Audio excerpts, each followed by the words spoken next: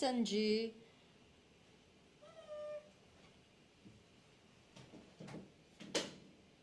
Hi everyone.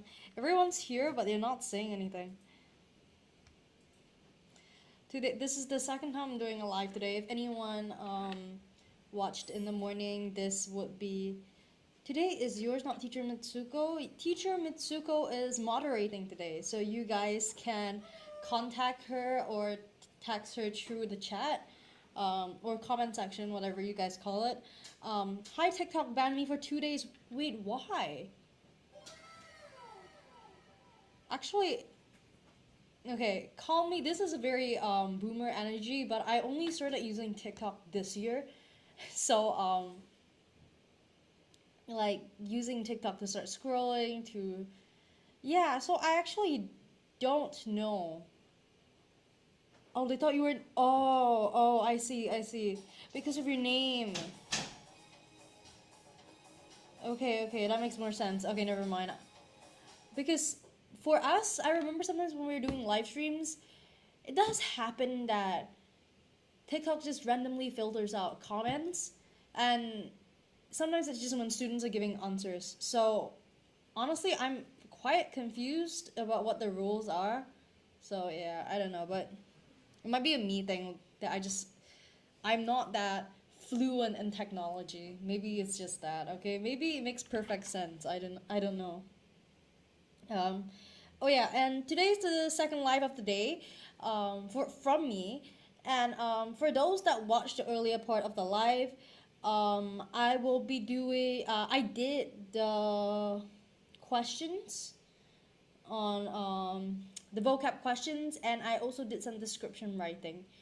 And then I will be finishing, I finished a new composition as well. So now I will be going through the power words of that composition really quickly, and then I would jump straight into the questions. But my main goal for today, this session, is to go through some more descriptions, okay? Because I do want to explain how to come up with good descriptions.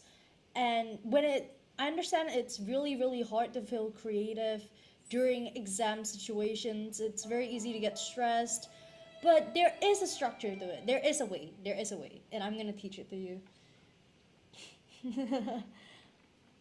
Every Friday onwards, you will teach. I will teach whenever the schedule tells me to. So, we shall see. I will teach whenever the schedule tells me to. Teacher Mitsuko speak. Thank God it's Friday. Happy, real. It's Friday. I can't wait to go home and just rest.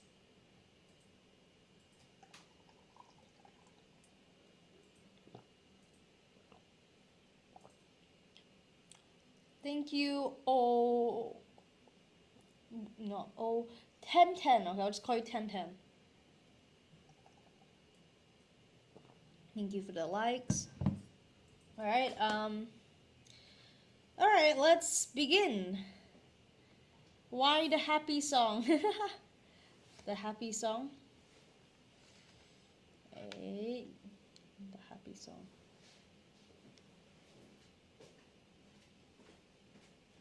Alright. Let's begin. Okay. Can you guys see? Oh, you guys can see. Alright. I'm just trying to make sure. Okay. The penetrating sound of the... where the happy song... Oh. I don't know. The sound effects are not in my control today. They're not in my control today, so... Okay, the penetrating sound of the alarm shook Sean out of his blank. Okay, and we have 4 options. Okay, we have lumbered sweetly, sweet slumber, well that's smart, date to the world state, drowsy state. Alright, so we have these 4 options. Okay, number 1, we have sweet slumber.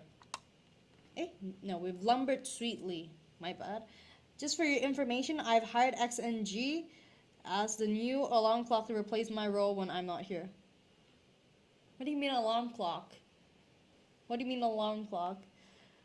Hi, sad hamster. Thank you so much for the likes. I have a hamster as well at home. I have a very cute little hamster who thinks biting me is funny and who likes to stare at me from her enclosure. She just does this. Alright, lumbered sweetly. Okay, let's begin. Lumbered sweetly, that means to, we know lumber by itself. Okay, this word by together doesn't really make grammatical and contextual sense, okay? But by itself, we can understand its meaning. Lumber, which means move in a slow, heavy way. So you can imagine a kind of awkward kind of movement, you know? By the way, 1 hour, 30 minutes left, 3 minutes left. We have to rush. Okay, sweetly. What does sweetly mean? Sweetly, you know what it means. Sweetly is to be very nice. It's very to be very pleasant. Hi, Woof Woof. Hi, welcome to the live again. Okay, Woof Woof says 2. Let's circle it. Okay. So, as I mentioned, lumbered sweetly does not really make any contextual or grammatical sense. So we know just off the bat that's wrong. Okay, remember, you have to, if something is not making grammatical sense, it's probably not correct. Sweet slumber, it refers to, it's a more poetic expression, okay? It's a very, you can tell from the wording, it's very beautiful and it's intended to be that way, okay? It refers to restful sleep. So when you have a good night's sleep, you can say, I had the sweetest slumber last night. Okay? Why teacher Mitsuko not speaking? Oh, teacher Mitsuko is doing her own work. Okay. Dead to the world state. Okay, now this is a phrasing that is very awkward, firstly, and I would say almost not used. Okay, I personally have never heard this phrasing. You can say dead to the world. If you say dead to the world, that's an idiom. Okay, let me just write that down. Dead to... Okay, so this is definitely wrong. Okay, dead to the world is an idiom, which means that someone is deeply asleep or... Oh. Or unaware of what's going on. Okay, so that is the one similar phrasing that actually has a meaning that is used, okay? So number 3 itself, yeah, don't use it. Please don't use it. I don't TikTok likes that word. It's an idiom, so TikTok should like that word. It has to like that word. Okay, drowsy state. Okay, drowsy, we know what that means. We know what it means. Drowsy means to be asleep but not quite asleep. That's what this entire phrase means. It means to, it's kind of sleepy, not, but not quite asleep. Okay, so that's what it means. Okay, so drowsy, it simply means that you feel lethargic. Okay, you can use the word lethargy as well. She felt a sense of lethargy wash over her. Okay, that's a way of going about it. All right. Okay, now let's analyze. Analyze. My favorite part of each. Okay. Lumbered sweetly, we know that does not make any sense. We know number 3 doesn't make sense, so we are between number 2 and number 4. Okay. Woof woof is leaning towards number 2. Let's see if that's correct. Okay. Sweet slumber means restful sleep. If we put that into context, the penetrating sound of the alarm shook Sean out of his restful sleep. Okay. Doesn't make a lot of sense. Mariah says number 2 as well. Okay. Drowsy state. Now, that sounds like it could work as well. However, we have to know that drowsy state is a lot weaker in impact. Can you imagine something that's so poetic and then you're saying a penetrating sound? Okay, now if you want to make more effective and engaging writing, now a huge contrast between the two states will be very good, and in this case sweet slumber has a greater impact in that case, so sweet slumber is the answer. Okay, sweet slumber brings across the idea that Sweet slumber brings across a more impactful idea that Sean is asleep and he was rudely awakened. Okay, screenshot definitely later on. All right, we'll do it in twos. So Mariah and Woof Woof, you guys are both correct. Great job. Okay, second question. Ignoring it, he blanked his ears with his pillow and promptly went back to sleep. I really did it too bad. Okay. Muffled, miffed, mulled, mellowed. Okay. Okay, muffled. When it says muffled, what does it mean? When you're saying muffled, you're talking about covering your ears. You can imagine someone covering their ears, or in a way, obstruction. Let's see. Obstruction to reduce sound. Okay. Okay, so you can say you muffled someone. You muffled someone's voice with your hands. You muffled your ears with your pillow. Okay, miffed. Okay, now miffed means to be annoyed or irritated. Okay, Mariah is 1. Okay, let's see. I'm gonna circle that first. Okay, annoyed or irritated. Okay, now you can imagine that, okay, example, he was miffed that no one invited him to the party. Okay, he was annoyed or irritated. Okay, mulled. Mulled means, what does it mean?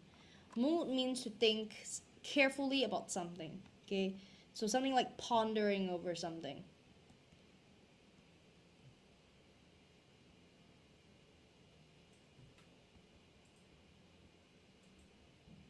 Carefully. Okay, and there is also, you think of something at length. You fully think about something. You are spending time to think about something. Okay, mellowed. Okay, what does that mean? Mellowed refers to you're becoming more soft. You're becoming relaxed. You're becoming more emotionally stable. What's the word after I think? Sorry. I think. What do you, oh, after think. Where? Think? Where's, what do you mean? Where is it? Which question? Oh, it's okay. Is the screen a bit, moderator, would it be possible for us to pan the screen over, because it's a bit constricted. Move the camera over so it captures the whole screen. It's a bit. It does capture the whole screen. It's a bit. All right, that's great. That's great. Thank you. Yep, that's great. Thank you. All right. Mellowed refers to becoming softer or more relaxed. Oh, to think about. Oh, this one. Oh, so it's my handwriting's issue. Oh, wow. Okay, it means I said think about. All right. So become softer, calmer. Okay. / relaxed. Okay. Okay, now reveal the question. Ignoring it, he blanked his ears with his pillow and promptly went back to sleep. He muffled his ears with his pillow and promptly went back to sleep. Okay, you can imagine that maybe it was something that was really noisy and that he muffled his ears. Okay, that makes sense. Okay, so let's leave number 1. Myth, he annoyed his ears with his pillow. Okay, then that doesn't make sense. So it's not the answer. He mulled his ears with his pillow. Okay, now that doesn't make sense either, because he can't think about something with his ears. Okay, he doesn't think about something with his ears.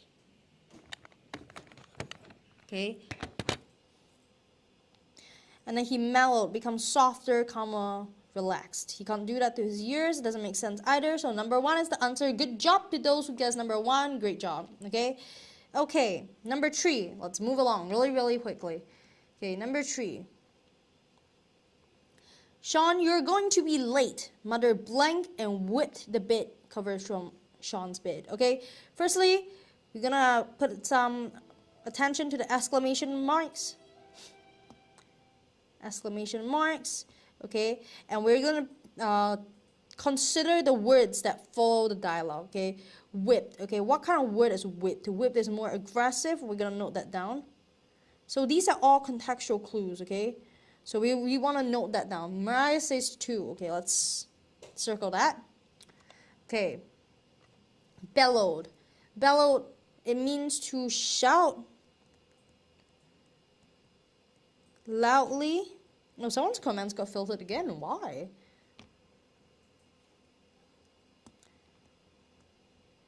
But these 2 days, there have been people coming to my live and saying weird things. So, maybe it's that. Okay, shout loudly and forcefully. Okay, so it could be out of anger or urgency.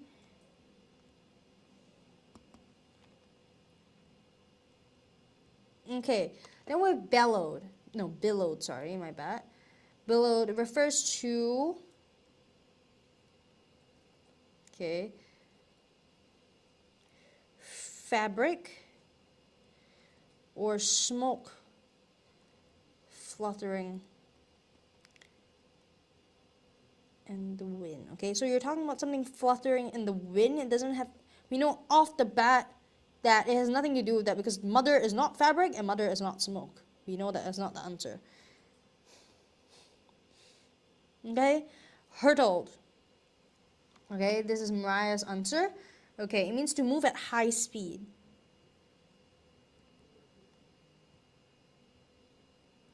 Okay, move at high speed. So unfortunately, Mariah, I don't think mother is moving at high speed and then whipping out the covers from Sean's bed. Unfortunately, that does not seem to be the answer. Okay, let's look at number 1. We have rankled. Okay, rankled.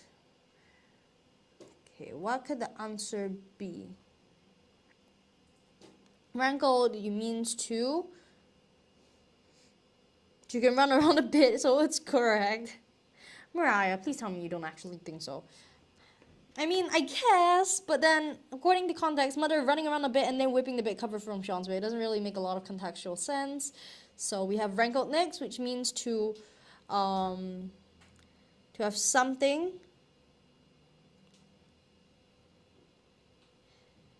caused lingering anger. Okay? Or hate. Okay, so it could be used to describe an emotion, but it definitely would not describe the speech. So that number 1 is definitely not the answer. The air smells different because of my sinus. I understand that. I'm having a partial blocked nose right now as well, so I understand that. Trust. All right. We have rankled, hurtled, and billowed. They are cancelled out. So we are left with number 4. We know for a fact that number 4 is the answer now. Okay, awesome. Okay, so, okay, let's go to the next question. Sean instantly blanked. 1, shot into action. 2, took on action. 3, ran into action. And 4, whipped an action. Okay, so we have all these options. Okay, what might the answer be? What might the answer be? Okay, does anyone know what the answer might be? Okay, nobody's saying anything, so I'm guessing nobody knows. Okay, anyone knows what the answer might be?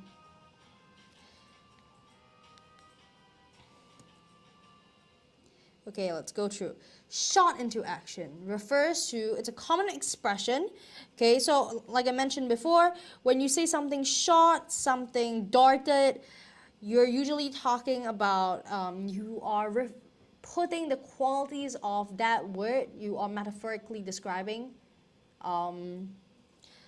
into context. Okay, so shot, you can imagine a bullet, and how is a bullet? Bullet is usually fast. So when a bullet is fast, you're usually saying that the action is very fast, or the person who's doing the action attempted the action really, really quickly. So when you say shot, you can imagine that someone is just doing something really, really quickly. They're doing something very suddenly.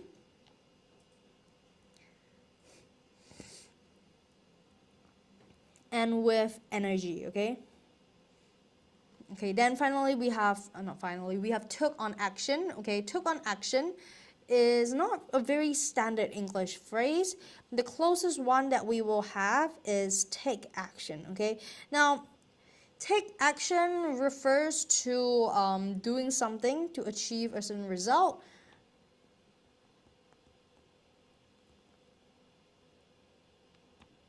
To achieve result, okay? John took action when he saw his poor grades on his report card, okay? So you're taking action, you're being active, okay? It's a sense of being active. Ran into action, okay? So ran into action essentially means you encounter action, because ran into refers to encounter by chance, okay? However, this phrase is not very commonly used either, so I'm going to cross it out. Okay? And I'm going to also cross out number 2 because it's also not very commonly used. Take action is more commonly used, okay? Now, do note that when you're doing questions like this, you should not have to rephrase for the question. If you're rephrasing for the question that option is wrong, okay? Like, I'm rephrasing took on action as take action. I shouldn't have to do that. The fact that I'm doing that means that this option is not my answer, all right? Then we have whipped in action. Okay, now whipped in action, we know definitely that this is grammatically wrong. Whipped in action. Have any of you ever heard that word? No. What is no? Why no? Did I say one of your answers were wrong? Is that it? All right. Whipped in action. Okay, we are not even gonna go through the entire thing, but I'm gonna mention that whipped refers to moving something very forcefully. We did go through that over here. Whipped is very aggressive.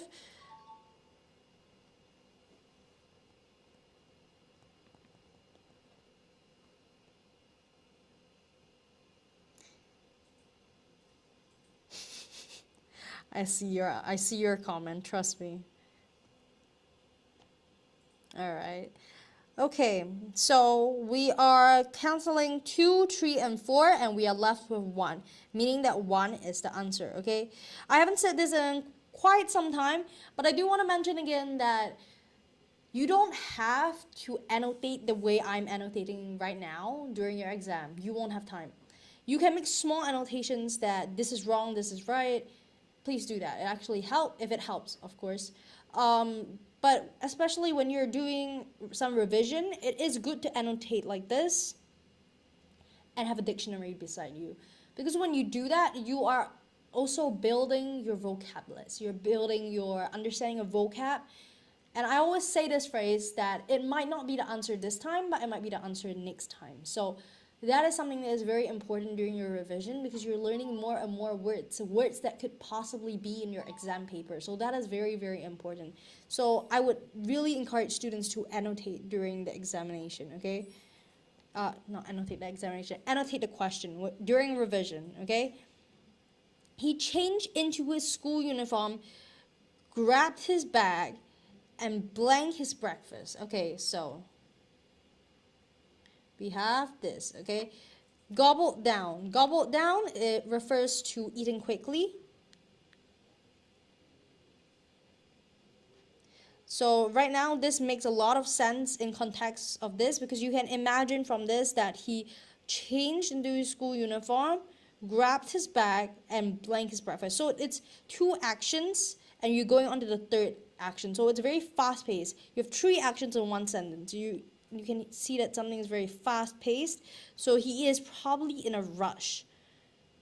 Okay, so we do want to consider that as a contextual clue when we're considering our options. Scrambled for, okay, when you're saying scrambled for, and you say you're scrambling to, okay, you mean that you are scrambled for the door, hurry, or brush to get something, okay? Could be getting something, achieving something, or getting something done. Okay, Mariah says 4. Let's circle 4 first. Garbled out. Okay, garbled out. It means, garbled by itself means to be confused or distorted. Okay, usually in communication or speech, okay? But then gobble out is more It might describe unclear speaking. That means you're not being clear. Okay, so it might describe that. Okay, but garbled out, this is a bit awkward, I would say. Okay, hobbled down. Hobbled down. Okay. Hobbled down refers to hobbled. That's the hint. It refers to walking. Thank you, Melvin. Melvin, for the likes. Thank you so much. It means walking with difficulty. Okay, so you're having a bit of difficulty in walking. So that can be due to injury or weakness. Okay. Okay. But it has nothing to do with breakfast. You can't walk with difficulty your breakfast. Okay, now that doesn't make sense, so we're gonna cancel that. Garbled out, it has nothing to do with speaking, especially when you're eating your breakfast. We're assuming that it's something his breakfast. Breakfast is food he's probably eating. So the only word here that has anything to do with that is number 4, as Mariah mentioned. So that is correct. Okay, scrambled has nothing to do with that either. Good job, Mariah. Mariah, screenshot time. Mariah, you can take a screenshot really quickly.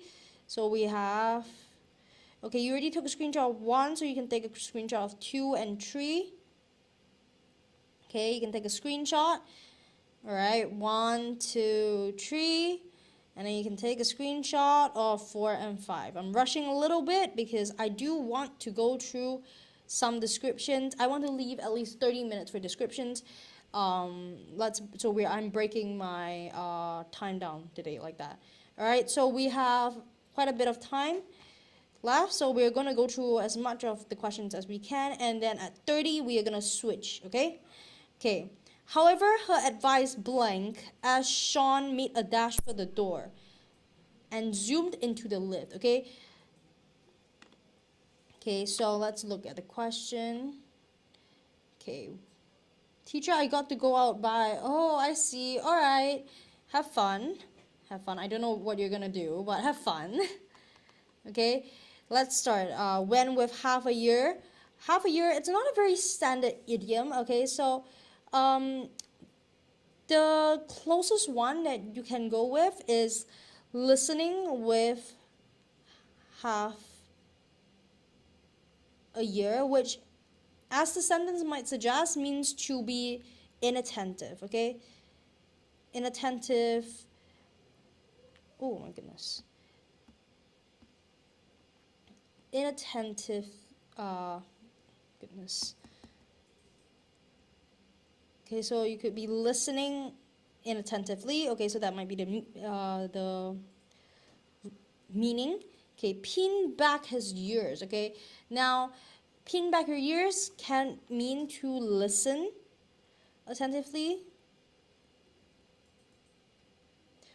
or in terms of animals, you could write that my dog pinned back his ears after I smashed his bone on the floor. So you could use that word as a sign of aggression, okay, of the animal. But in this case, you would mean that it listens. When it comes to humans, at least, you're listening attentively. Fell on deaf ears. Okay, fell on deaf ears is an idiom that suggests that someone is ignoring advice or not paying attention. So you can say, mother's words fell on deaf ears, or father's words fell on deaf ears, and then you did something that's not so smart.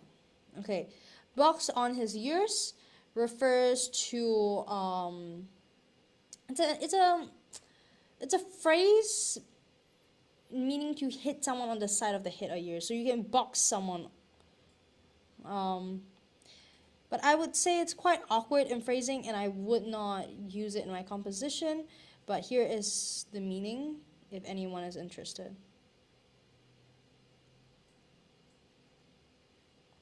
Okay, so this is the meaning. Now, number 1, like I said, it's a bit awkward, so we know off the bat it's not the answer. Number 2, fell on deaf ears. It makes a lot of sense right now, but let's see if we have any other options. Okay, pin behind his ears, like I mentioned. her advice.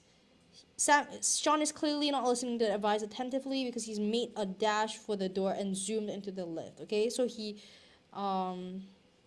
clearly did not listen. Went in with half a year. So her advice went in with half a year. Okay, now that grammatically doesn't make any sense.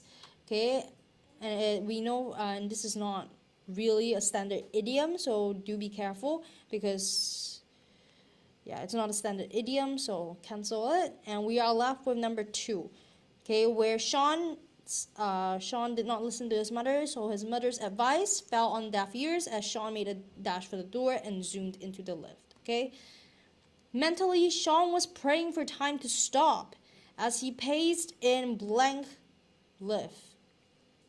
Okay, so what might the answer be? Okay.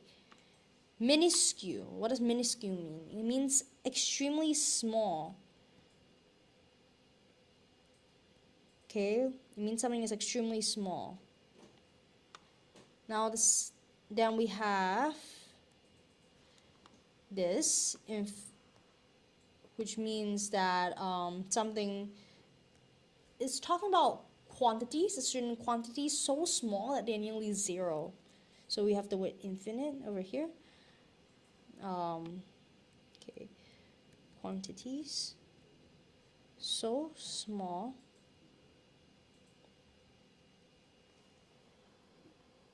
there zero. Okay, then we have miniature. Miniature, we know what that means. It means a small version of something. Okay, so you can say that I have miniature pots and pans for my little hamster, miniature for my dolls, you know. Then we have trivial, which means I think we've gone through this before. It means unimportant. The principal yelled at John and Sam. Why would you fight over such a trivial matter? So something that's so unimportant or minor. Okay, all right. So mentally, Sean was praying for time to stop as he paced in the blank lift, okay? In the trivial lift, okay? It doesn't really make sense because it describes importance, not size, okay? So we're gonna cancel that out. Miniature lift. Okay, now miniature is a good option, but we're gonna rest it over there first, okay?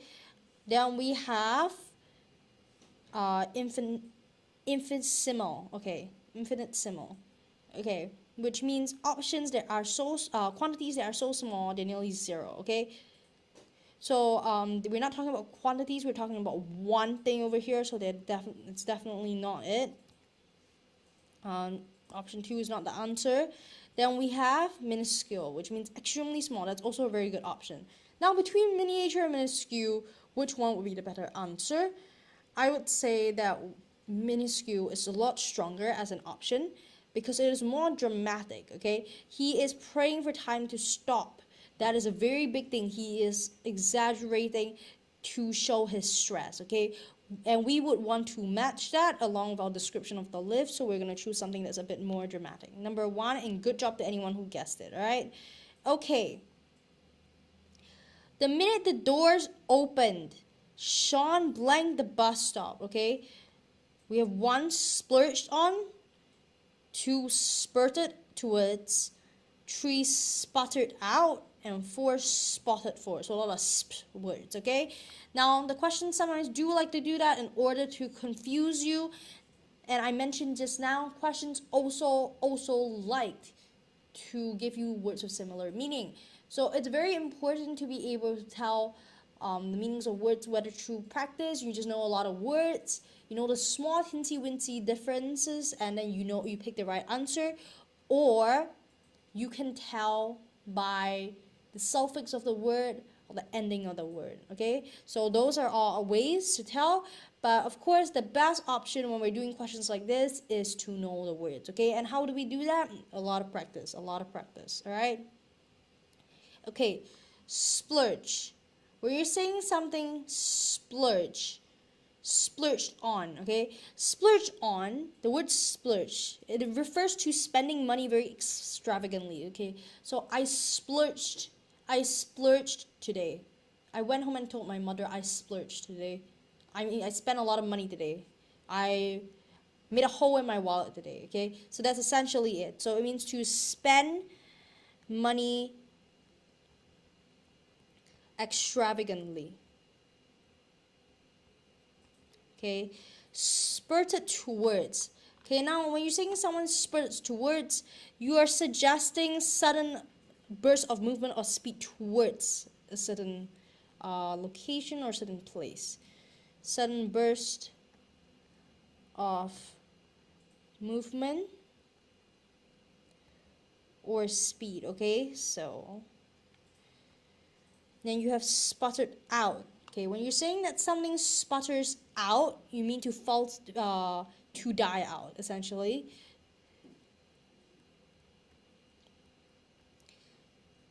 So something is slowly decreasing in energy. And then finally we have sported for. If you're saying that something's sported for, usually mean, when it comes to sported, it usually means you can show off. But spotted for itself is not really a very standard phrase, so I would say it's definitely not the answer, okay? Okay, let's look. The minute the lift doors opened, Sean sputtered out. Now that doesn't make sense. He died out weakly, the bus stop. Okay, now we know that doesn't make sense, so we're canceling it out. Okay. Spurted towards, he has a sudden burst of movement or speed towards the bus stop. Okay, that makes a lot of sense. Let's look at the first option. He splurged on the bus stop. Okay, now that doesn't make a lot of sense. Okay, he's definitely not spending money on the bus stop, so that we know that's not the answer. Okay, so we're choosing option 2 here. Okay, 2 more questions, guys. 2 more questions. Let's pull through, and then we'll get to descriptions. Okay, that's the main focus of today. I really want to go through it with you guys today. The strawberry hat, what price are? The strawberry hat of this capybara, I unfortunately do not know. It is our class pet, I'm guessing. Class pet bought by Miss Jamie's. So you would have to ask Miss Jamie's.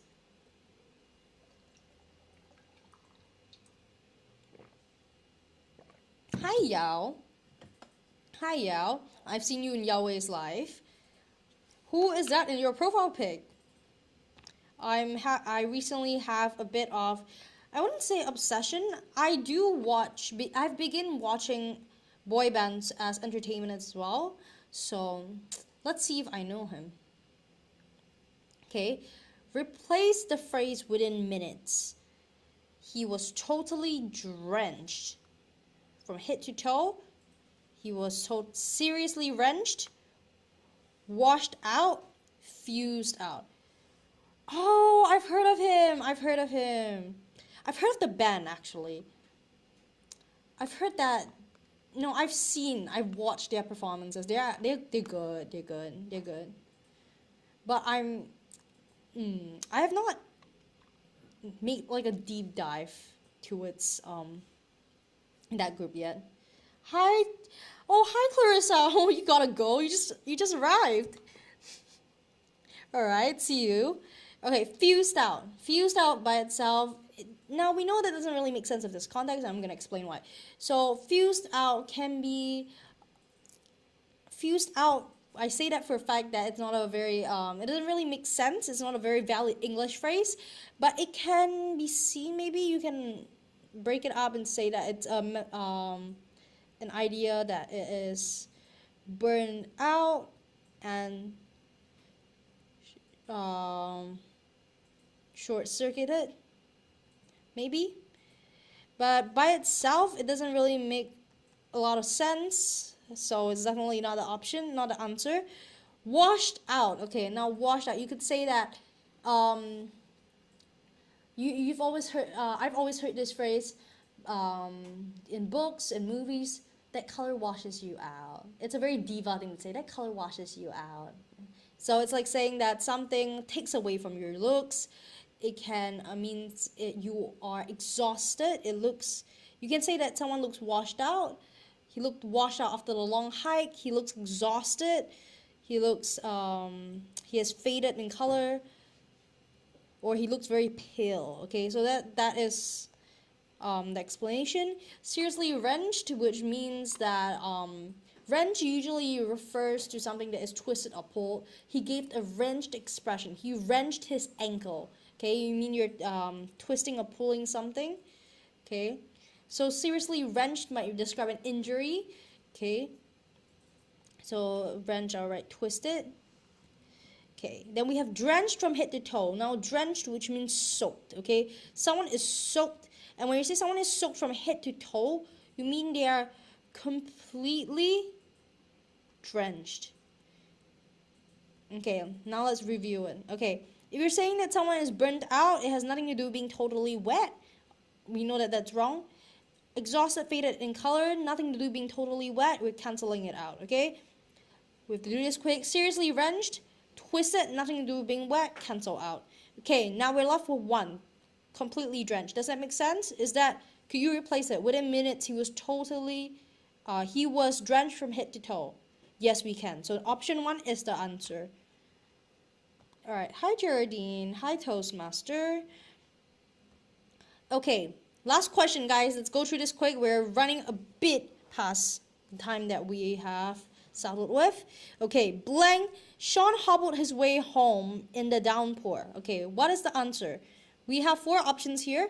Estranged and dirty. 2, alienated and mucky. Bedraggled and filthy, bemused and grubby. Okay, so a lot of tongue twisters over here. Maybe it's just me, who knows. Okay, bedraggled and filthy, okay. Oh, refers to being untidy or just very untidy, or it's essentially just in a mess, okay. Oh my goodness.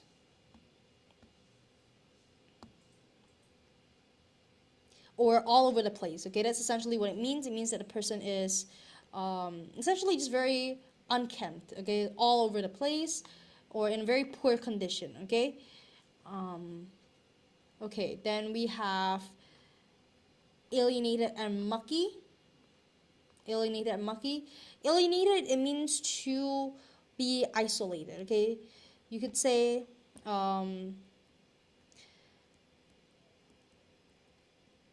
the store manager was alienated by his co-workers for eating too much during today's lunch. Okay, he was isolated. Okay, so that's one of the ways to mention it. Okay, alienated and mucky, it's not really words that you would put together.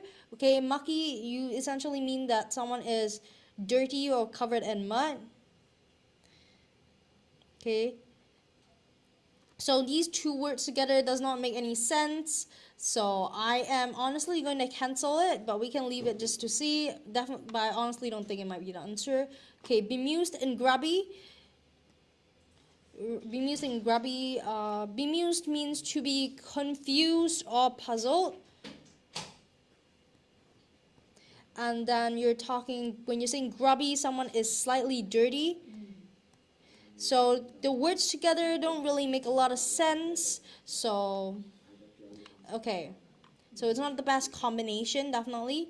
And then finally, we have estranged and dirty. Now, you can say that when you're saying estranged, you usually hear that about family, which it means to be emotionally distant or alienated. Okay, we just went through that word. Okay. Estranged and dirty doesn't really make sense together as a combination. Okay, let's look through it really quickly. Estranged and dirty, distant or alienated, very poor combination, especially in this context. It has nothing to do with him hobbling his way in the downpour. We're canceling it out. Alienated and mucky, even more terrible combination. It's nothing to do with context. We're canceling that. Untidy and messy.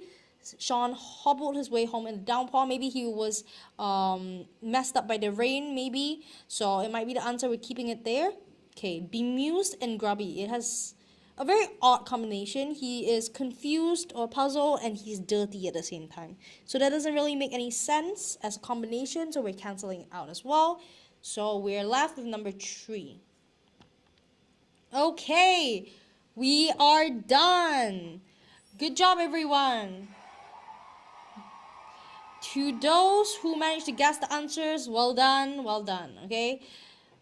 Okay, let's move on to descriptions. Okay, we have around, we have quite some time, but I still do want to be quick. Okay, I just want to do a quick recap of what I went through this morning. Okay, now you guys can see very well. Okay, with scenery, what is important to remember? Okay, scenery, what is very common is rain. And we have rain, a nice sunny scenery, okay? But other than that, I also want to talk about indoor scenery, okay? Now, when I say scenery, most people think about it being outdoors, and that's what we usually do with descriptions. However, it doesn't make a lot of sense in your composition, and it will raise a few eyebrows if you're writing an outdoor scenery for an indoor composition. Now, what do I mean by this? Let's say I'm writing a composition about a fight that happened in the canteen. Would I still describe the sun? Answer is no. The sun has nothing to do with it, okay? Unless you're gonna start when they're walking to school, okay?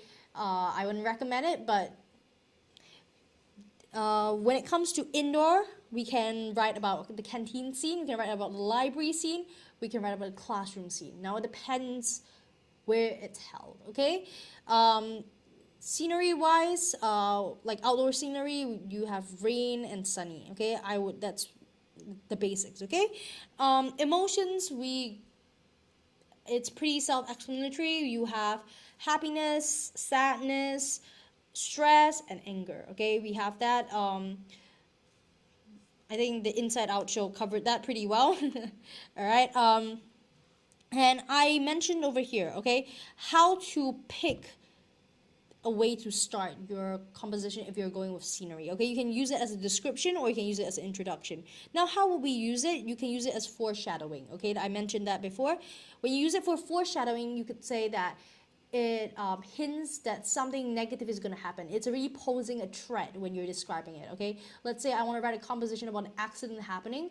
I would write that maybe there was a puddle on the floor and that itself was a concern, okay? And over there, your teacher would most likely read it and think, yeah, something might happen. So that is, in a way, foreshadowing.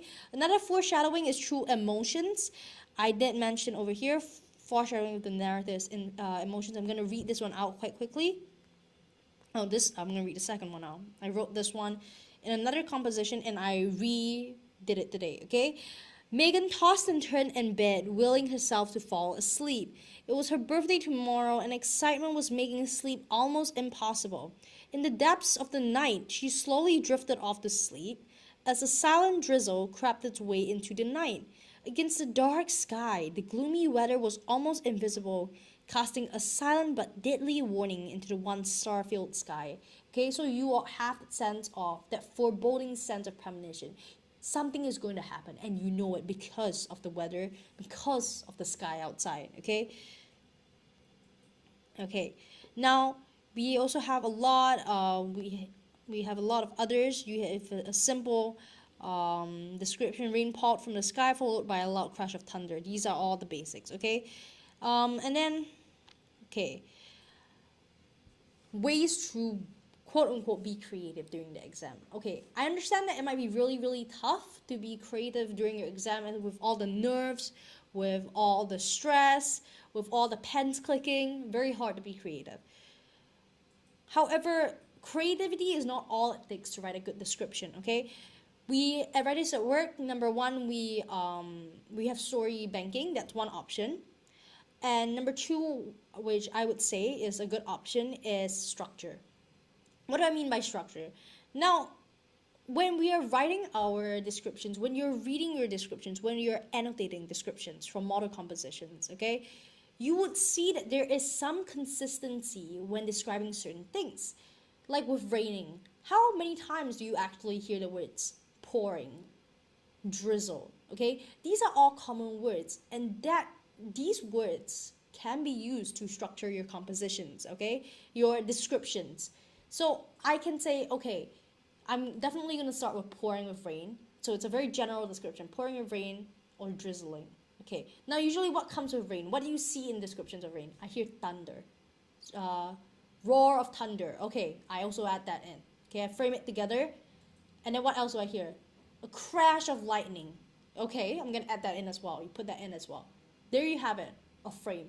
With those three things alone, simply by adding filler words in, you can use minimal creativity to put together a good description. Okay? Now, and that description is adapted to the story because you are adding the filler words in. It gives, those three words give you a structure, but not enough for it to be considered repetitive if you use it through multiple compositions. Okay? So that is my tip for you guys. Okay? But if you're really just more comfortable memorizing and adapting to the story banking might be for you. Story banking is, in a way, you have a main idea or you know a main paragraph that you know will do super well. It's a paragraph that you have already gone through with your teacher. Your teacher's already told you that's a good paragraph. You're good to go. You've already done your draft tools. You've already done your revision. Ominous dark clouds, exactly. Ominous dark clouds. Yeah, that's a very good way of writing. Writing. That's great. That's great. Yeah. Yeah. So if your teacher has already given you the go card for that one paragraph, you can memorize it and put that in when appropriate. Okay, and then adapt it along with that. Lightning tearing the dark sky asunder. Whoa, yeah. Those are really good. You can put that in. You can keep that in a little list. You can actually reuse it to different compositions. Okay, teachers definitely do not look at one composition and be like, oh, you used it this time, you can use it in another one. It doesn't work. Okay, because during PSLE, during your O levels, during whatever, they don't have a list of all the compositions you've written before. Okay, use what you do best. Okay, that is with story banking. Okay, if you've done really well in one composition and you want to reuse those descriptions, if it's appropriate, go for it. Okay, this is all right. Emotions, we're going to focus a bit on emotions now. Okay. We have happiness, sadness, anger, and fear. Okay. You can add stress. Up to you. Okay. We're going to write a small paragraph for happiness. Okay. We're going to write a small paragraph for happiness. And you can just insert that in your compositions, whatever. Okay. Happiness. First, let's try a bit with the facial expressions. Okay. A smile spread widely across her cheeks. Okay, then we have the visuals. You can imagine a wide smile. Okay, that's our beginning. As she cackled, let's do a bit of audio. As she cackled at the joke me. Okay, then we're gonna add a bit more visuals because I'm thinking of all the different words that I have heard of when it comes to describing happiness. Her face lit up. Eyes shining like stars as she enjoyed these small, as she enjoyed the moment more than ever. Okay, so it's a very small description. Okay, so this is one option. Then we have sadness. What can we do with sadness? Sadness, you think of crying. Okay, let's note it down. Crying. What else do you have? Does anyone know? Crying. What do you usually see? Come on, let's name some characteristics. Let's see, who else is here? We have sad hamster. Can you think of any things that are related to crying that you see very often? Is X and G still here? You can think of anything very related. Yao. Who else do we have? Let's see, who else do we have? Anyone who can think of anything that is very related. Tears welled up. Great. Awesome. Keep going. Very good. Tears welled up. Okay, tears welled up. Any more? Come on, guys. Tears well up. I'm gonna add one more. Pursed her lips. Her lips. Cheeks turned crimson. Hi, Alex George. Thank you for the comment. Crimson. Smile faded into the beast. Okay, sounds great. Smile faded. Okay, great. Awesome, awesome. What else? Come on, guys. Let's see what else is there. Eyes darkened. Eyes darkened. Okay, let's see what we can get from this. Okay, so this will be our little structure. Our little structure. Okay. Okay. How will we begin? Okay. At the boy's words. Okay, let's give a bit of situation to make things easier for us. At the boy's words, tears welled in her eyes as she struggled to hide her pain. She pursed her lips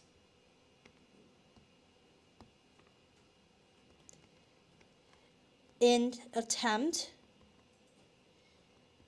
to keep the tears in. However, her sadness was clearly shown, clearly reflected by her faded smile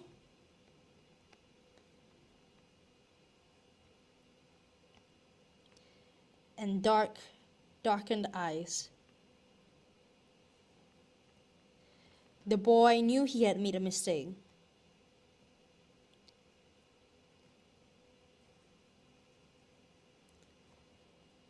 See, now we have made things so easy for ourselves because we listed out all these good phrases and we're just putting them in. I'm using filler words. That's all I'm doing. And this is exactly what you can do in your planning.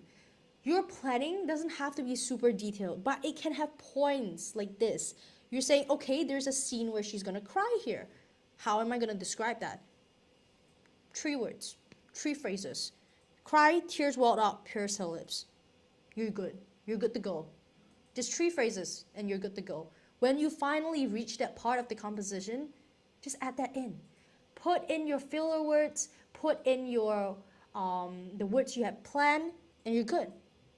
That's how easy it is. You don't have to be creative during the exam. Alright. Okay, we have stress. Oh no, we have anger. Sorry, my bad.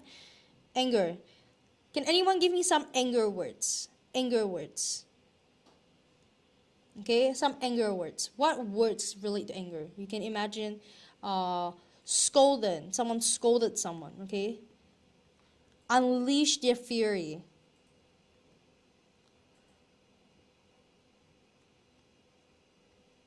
Okay, what else? Yell, Alex George. Let's see who else. We have Sad Hamster. Let's see. Mariah is not here anymore. Clarissa is not here anymore. Charlene is not. Charlene didn't come into the live today. It's okay. Okay, what else do we have?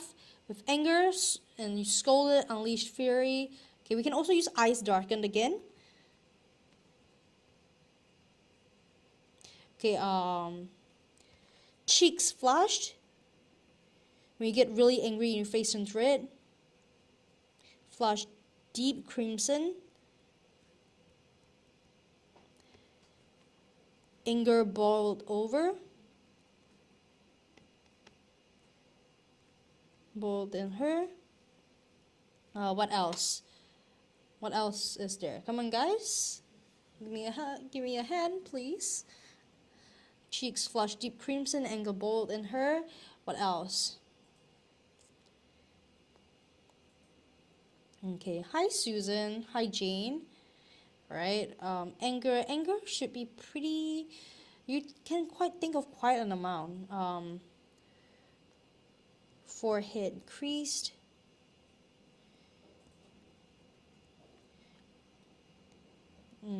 Okay, I think we're good. Okay. Okay. How should we start this? Okay. Sorry, I can only think of Chinese one. Okay, wait, what is it? What is it? Let's see if we can translate it, because that's something we deal with being bilingual, no? Sometimes you think of good phrases that your Chinese teacher taught you, but we have to learn how to translate it over to English because we have to be able to adapt to the exam. Very sadly, the exam won't adapt to us. I have been praying for that.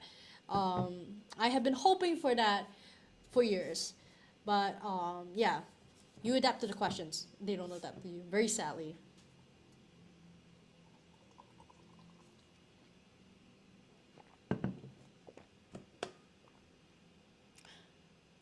Okay, I can. Oh, I see what you mean. You can say anger rose in her. Mm, anger boiled at her core. Anger boiled at her core. We could do that. Boiled in her core. Okay, we'll use that. We'll use that. Okay, let's begin. Let's start directly. Hit it directly. Anger boiled in her core. In her core. Threatening to bubble over. Her eyes darkened,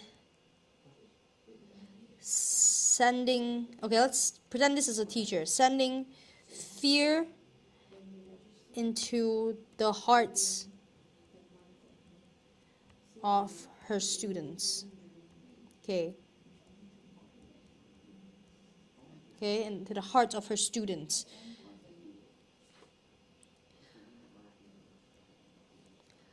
A deep, what word should we use? A deep, sunken, a deep, a deep, something crisp. Let's think of a word. A deep forehead crease. A deep crease. A deep crease formed. Crease frown on her forehead as she unleashed her fury on the classroom of rascals. Okay? And that's it for anger. It's not that bad. It's not that difficult to write a good description, okay? It can be difficult if we're not using the right methods, but I'm giving you the methods here and I'm showing you guys that you guys can replicate this during your exams. Alright, next one. We are 5 minutes away from the end of class. Let's do fear, okay? Fear is also a very, very prominent emotion to face during any one of your compositions. In any one of your compositions, you're gonna at least face one of this. Sadness, happiness, fear, anger, and sadness, okay? So, you have to remember this. This is one of the basics of emotions, especially during the last minute of exams.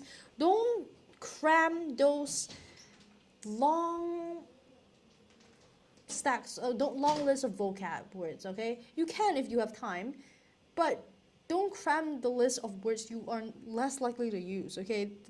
That's not efficient use of your time.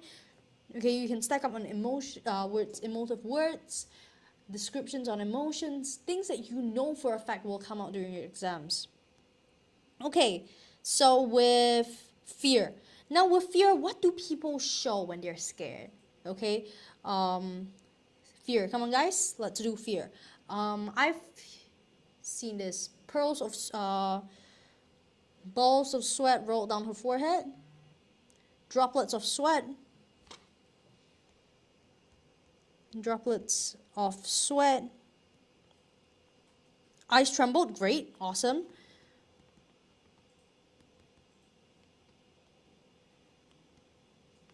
Okay. Then we have, like you mentioned, her eyes trembled. Eyes trembled. Eyes shook. Hands shook. Hands shook. What else? What else? What else does a person usually go through when they are scared?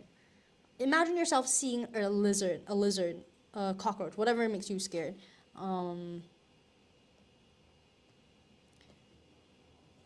What else?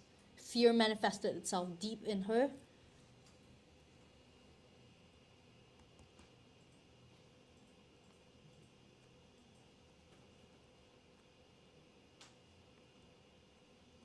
Itself and her core. Stomach knotted. Okay, what else? What else do you face during fear? What do you say when you're scared? You don't really say anything. You stay very quiet during fear. Fell into silence.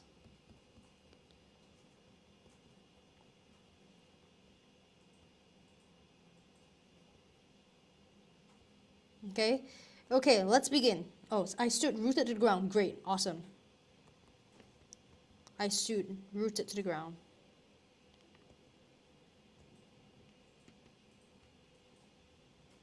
Awesome. Okay. Let's start with that. That's great. And that's a complete sentence.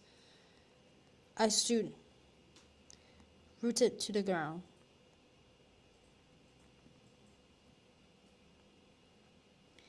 As fear took an ugly form,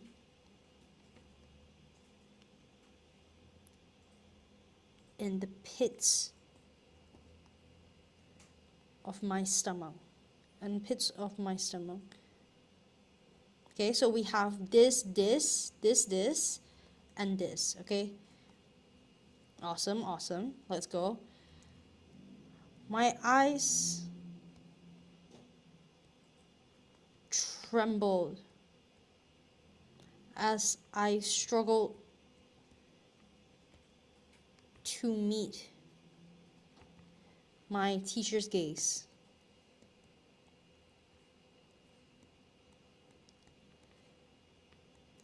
As she unleashed her fury, okay, we were going to reuse that, her fury on me,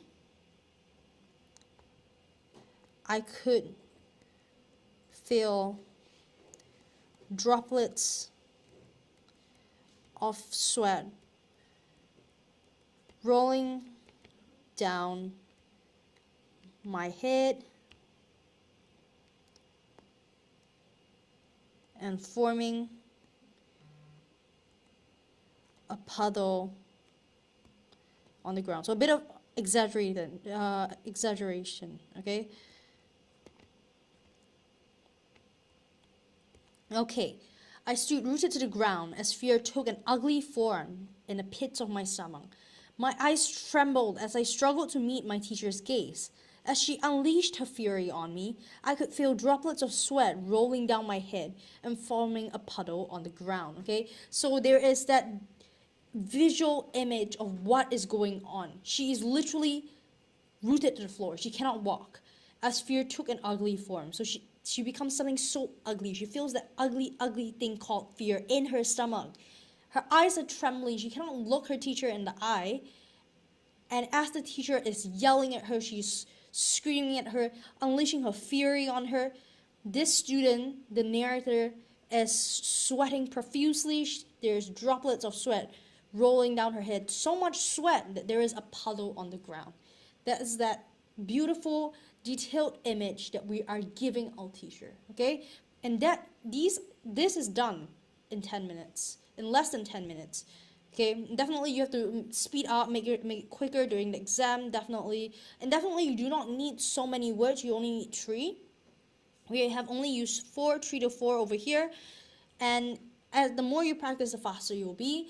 So definitely possible to finish this bit under 5 minutes. Definitely able. And you can, and the beautiful thing about this is that you can do your planning beforehand and add to it as you're going through the composition. Suddenly you think of a word, okay?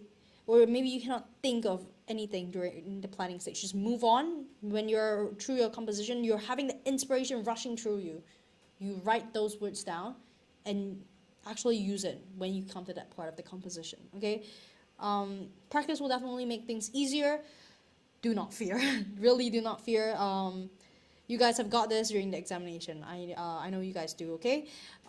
Yeah, so we are at the end of today's live session. I hope you guys took away a lot today, and we'll actually use these descriptions during your compositions, okay?